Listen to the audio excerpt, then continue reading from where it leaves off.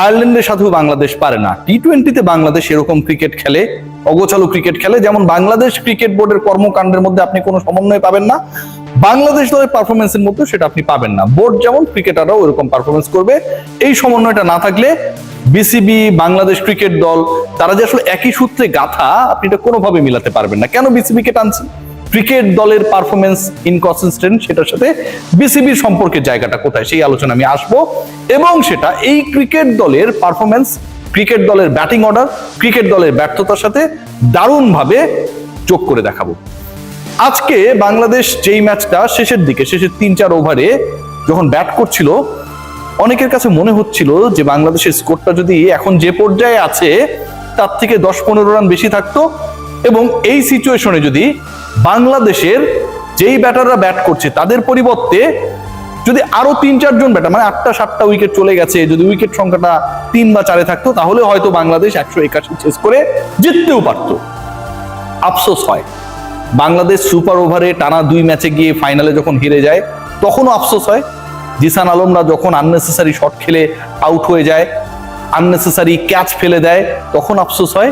National টিমের ক্রিকেটাররা যখন 18 রানের মধ্যে 182 টার্গেটে পৌঁছানোর লক্ষ্যে 4 জন আউট হয়ে যান, প্রথম 4 জনের সবাই সিঙ্গেল ডিজিটে আউট হয়ে যান, বাংলাদেশ দল যখন এই আইরিশদের বিপক্ষে ঘরের মাঠে পরাজয় রেজিস্টার করে, সেই সিরিজে, যে সিরিজটা বিশ্বকাপ টি-20-র আগের সবশেষ সিরিজ, সেটার প্রথম ম্যাচে, ঠিক তখন আফসোস জাগবে।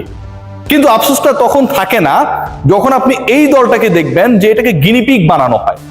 এই দলটাকে নিয়ে ম্যানেজমেন্টে যারা রয়েছেন, ডিসিশন মেকিং এর চেয়ারগুলোতে, রাজস্বিক চেয়ারে যারা বসে রয়েছেন, তারা যখন এটাকে ল্যাবের টেস্ট টিউবে আমরা বিভিন্ন কেমিক্যালের টেস্ট করি না, অক্সিজেন, কার্বন ডাই অক্সাইড, এটা ওটা সেটা, সেরকম ভাবে ক্রিকেটারদের পারফরমেন্সকে যখন ল্যাবে নিয়ে পরীক্ষার চেষ্টা করে, ঠিক তখন আসলে আশ্চর্য হওয়ার কোনো কিছু থাকে না। কারণ বাংলাদেশ ক্রিকেট বোর্ড যেভাবে এই দলকে চালায়, পরিচালনা করে, ডিসিশন মেক করে, ম্যানেজ করে, আলটিমেটলি পারফরমেন্স হবে তার রিফ্লেকশন। খেয়াল করে দেখুন, জাস্ট একটা এক্সাম্পল দিব। এই যে আমাদের ব্যাটার সাইফ হাসান, এই ছেলেটা নতুন করে 3 বছর পরে যখন নতুন সাইফ হাসান বাংলাদেশ দলে ঢুকলেন, তারপর থেকে সবার মধ্যে একটা উচ্চাসা তৈরি হয়েছে। ক্রিকেট বোর্ড সেই উচ্চাসায় রেসপন্স করে তাকে ভাইস ক্যাপ্টেন্সি দিয়েছে।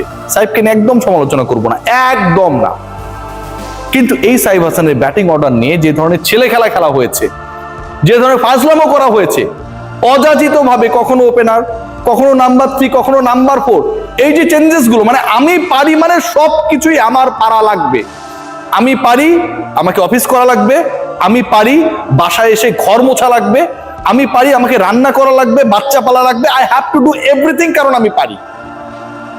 সাইফ হাসানকে জাস্ট ঝি বানিয়ে দেওয়া হয়েছে। সবগুলো ব্যাটিং পজিশনে তাকে খেলাতে হবে, কারণ তিনি কিছু রান করেছেন। নতুন সাইফ, ফ্ল্যাশি সাইফ, ছক্কা মারা Saif, hard hitting batter Saif. সাইফকে এখন তুমি 1-এ নামাও, 2-এ নামাও, 3-এ নামাও, 4-এ নামাও, পারলে 11 নম্বরে নামাই দাও। এই ছেলেটা বিশ্বকাপের আগে এখন পর্যন্ত তার সুইটেবল পজিশন কি সে জানে না, আমরা জানি না, টিম ম্যানেজমেন্ট তারাও জানে না। যখন যেই জায়গায় মনে হবে তাকে নামিয়ে দেবে। যখন এরকম সিচুয়েশন হয়, আপনার দলের অস্থিরতার 1 নাম্বার পয়েন্ট দেখিয়ে দিলাম, সেই দল পারফরমেন্স করবে না, করবে না ভাই, 100% করবে না। একটা দল, আবারও বলি, আবারও রিপিট করি, আলোচনাটা শুনবেন, অনুরোধ করি, যে বিশ্বকাপের আগে, আবারও বলছি, সবশেষ ইন্টারন্যাশনাল সিরিজ খেলছে, সেই সিরিজে নামার আগে ক্যাপ্টেনের মতামত নিয়ে দল নির্বাচন করা হয় নাই। ক্যাপ্টেনের মতামত নেওয়া আর পারমিশন নেওয়া এক জিনিস না। ঢাকা বিশ্ববিদ্যালয়ের ব্লু কাজী আশরাফ হোসেন লিপু, ছন্দ মিলে গেল, আমি এটা চেষ্টা করিনি, এমনি মিলে গেছে। এই যে একজন ব্যক্তি, তিনি সব জায়গায় বলে বেড়ান যে ক্যাপ্টেনের পারমিশন আমরা নিব কেন, সেটা দরকার নেই, তাহলে আমরা কি চাকরি করছি। গাজী আশরাফ হোসেন লিপু, আপনি আপনার দল বানান, দলটা বানানোর পর অন্তত মিডিয়ায় দেখায় অথবা অন্য কারো কাছ থেকে জানার থেকে লিটন কুমার দাস, ফিল সিমন্সের এই অধিকারটুকু ছিল, অথবা তারা এই রাইটটা ডিজার্ভ করে যে আপনি কল দিয়ে জানাবেন যে অমুক আছে তমুক নেই। যখন এটা করেন না, যখন এই ঘাউরামি দেখান, আপনি আগে বোর্ড ডিরেক্টর ছিলেন, অনেক পাওয়ারফুল ছিলেন, এখন বোর্ডে আপনি বোর্ড ডিরেক্টরের ক্যাটাগরিতেই আসলে সকল সুযোগ সুবিধা গ্রহণ করেন, বহন করেন, লিটনকে আপনার পোছার টাইম নাই, এরকম যখন করেন, এবং এই ঘটনা ঘটার পরে লিটন কুমার দাসকে যখন প্রশ্ন করা হয় আনুষ্ঠানিক সংবাদ সম্মেলনে, অমুক আছে তমুক কেন নেই, তিনি যখন সহজ উত্তরটাই দেন this is not my team. বলে দেওয়া হয়েছে এটা তোর দল, তোরে খেলা লাগবে, পারফর্ম করা লাগবে, এর বাইরে কোনো আলোচনা হবে না। বাংলাদেশ ক্রিকেট বোর্ড কি করলো? বাংলাদেশ ক্রিকেট বোর্ড কি করলো একবার ভেবে দেখুন। লিটনের এই ইন্টারভিউ প্রচারিত হওয়ার 6 ঘন্টার মধ্যে Bangladesh cricket board officially Gazi Ashraf Hossain লিপুর ভিডিও করলো, মতামত নিল, মিডিয়ার কাছে পাঠিয়ে দিল। বাংলাদেশ ক্রিকেট বোর্ড তারা যেন রেসলিং এর রেফারি, একজন এক পক্ষে আরেকজন আরেক পক্ষে, মাঝখানে দুজনের মধ্যে ওকে এখন তোমরা বাউট শুরু করো। ক্রিকেট বোর্ডের কাজ এটা।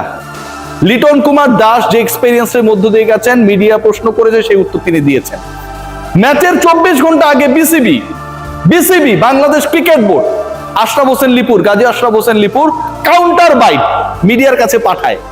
লিটন মিথ্যাবাদী, তার সাথে আলোচনা হয়েছিল। লিটনের পারমিশনের প্রয়োজন নেই। যেই ঘরে শান্তি থাকবে না ভাই, সেখানে সাফল্য আসবে না। ম্যাচের 24 ঘন্টা আগে বাংলাদেশ ক্রিকেট বোর্ড যখন অবিবেচকের মতো, ঠিক যেভাবে সাইফ হাসানের ব্যাটিং অর্ডার চেঞ্জ করা হয় যখন যা মনে হয় তখন তাই করি, এই কাজটা করে, এটা কোনো ধরনের হেলদি প্রক্রিয়ার মধ্যে যায় না।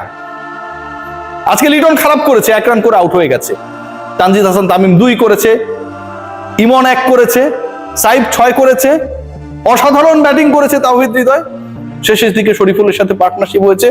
বাট এই গল্পগুলো তো আসলে গল্প না, গল্পটা অন্যরকম হতে পারতো। ওই সেরকম গল্প যে বাংলাদেশের রান 115, সে 115 রান বাংলাদেশ 14 ওভারে করেছে, উইকেট গেছে 3টা, বাংলাদেশের জয়ের সুযোগ রয়েছে। হেরে যাক, সমস্যা নেই, কিন্তু যেভাবে বাংলাদেশ ভূপাতিত হয়েছে, যে অশান্তির মধ্য দিয়ে 2 মাস পর বিশ্বকাপ খেলতে যাওয়া একটা দলের ক্যাপ্টেন, সিনিয়র ক্রিকেটাররা যাচ্ছেন, ক্যাপ্টেন এবং ভাইস ক্যাপ্টেন যাচ্ছেন, লিটনের সাথে এমন একটা সিচুয়েশন ক্রিয়েট করা হয়েছে, তিনি ভার্সেস লিপু, তিনি ক্যাপ্টেন্সি করবেন কিনা ওয়ার্ল্ড কাপে শিওর না। ভাইস ক্যাপ্টেনের ব্যাটিং অর্ডারে কোনো ঠিক থাকে না। এই দলের কাছ থেকে আপনারা রেজাল্ট আশা করতে পারেন? Bangladesh cricket board knowing everything যে আমার সমস্যার জায়গায় কোথায়, আপনার সমস্যার জায়গা আপনার মাথা ব্যথা করছে, চুল পড়ে যাচ্ছে, আপনি ভালো শ্যাম্পু ইউজ করবেন অথবা তেল দিবেন শীতকাল, রাইট? আপনার সমস্যা ব্যাটিং এ। গত 6 মাস 7 মাসে আমিনুল ইসলাম বুলবুল অনেক দারুণ কথার ফোয়ারা ফুটিয়েছেন। তিনি এই কথাগুলো যদি কোনো মরুদ্দেশে গিয়ে বলতেন, তাহলে সেখানে মরুদ্যান হয়ে যেত, অনেক গাছপালা হয়ে যেত, মরুভূমির বুকে, সাগরের পাশে অসংখ্য আমরা বনাঞ্চল দেখতে পেতাম। আমিনুল ইসলাম বুলবুল এত সুন্দরভাবে, মোহমুগ্ধভাবে এই কথাগুলো বলেন। এন্ড অফ দ্য ডে একজন বিশ্বমানের ব্যাটিং কোচ তিনি আনতে পারেন নাই। এই তিনি যদি বিসিবির দায়িত্বে না থাকতেন, এসিসি আইসিসি থাকতেন, আমরা মাইক্রোফোন ধরতাম, তার জ্ঞানের কথা শেষ থাকতো না। Nazmul Abedin Fahim cricket operations chairman, তার ডিপার্টমেন্টের এমপ্লয়ি গাজী আশরাফ হোসেন লিপু, তার ডিপার্টমেন্টের আন্ডারে ক্রিকেটাররা বেতনভুক্ত। ক্যাপ্টেন স্টেটমেন্টের পর তার অনুমতি ছাড়া প্রধান নির্বাচকের স্টেটমেন্ট, এবং যে স্টেটমেন্ট ক্যাপ্টেনের বক্তব্যের সাথে সাংঘর্ষিক, রেসলিং ম্যাচের 24 ঘন্টা আগে কিভাবে মিডিয়ায় আসে। How funny! এই ঘটনাগুলোই ঘটছে, এই ঘটনাগুলোই ঘটে। আমার ব্যাটিং কোচ দরকার আমি করি না। প্রত্যেকটা নারী ক্রিকেটার, জাস্ট একটা ছোট্ট এক্সাম্পল দিই, every day I use to make some reports regarding their suffering, how actually they are facing those guys যারা বিসিবিতে চাকরি করে এই মেয়েদেরকে নানাভাবে প্রলুব্ধ করার চেষ্টা করে, নির্যাতন করার চেষ্টা করে। প্রত্যেকে তাদের স্টেটমেন্ট গুলো সামনে এসে বলার পর বাংলাদেশ ক্রিকেট বোর্ড কোন স্টেটমেন্ট আমলে তো নেয় না, কোনো কার্যকর ব্যবস্থা গ্রহণ করতে পারে নাই। তদন্ত কমিটি হয়, 15 দিন পার হয়ে যায়, কিন্তু আমরা কোনো ফল দেখি না। তদন্ত কমিটি হয়, সেই তদন্ত কমিটিতে যখন একজন ক্রিকেট বোর্ডের কর্মকর্তা নিরপেক্ষভাবে সেটা পরিচালনার জন্য হেল্প করবে, উল্টো বিভাগীয় ম্যানেজারের মাধ্যমে একজন ভুক্তভোগীকে শাসানো হয়। আমরা ক্রিকেট বোর্ডের কোনো বিকার দেখি না। ঠিক তেমনটা দেখি না সাইফের ব্যাটিং অর্ডার নিয়ে, লিটনের এগেইনস্টে লিপুর বক্তব্য নিয়ে, কিংবা বাংলাদেশে যে আসলেই কোনো স্পেশালিস্ট ব্যাটিং কোচ দরকার এবং তাকে দ্রুত আনা দরকার বিফোর দ্য ওয়ার্ল্ড কাপ, সেই ব্যাপারে। এভাবে চললে আপনি হয়তো মাঝে মাঝে রেজাল্ট পাবেন, কনসিস্টেন্ট হতে পারবেন না। আর বুলবুল ভাইয়ের মিষ্টি মধুর কথায় আলটিমেটলি চিরা ভিজলেও ক্রিকেটে সাফল্য আসবে না। সবাই ভালো থাকবেন।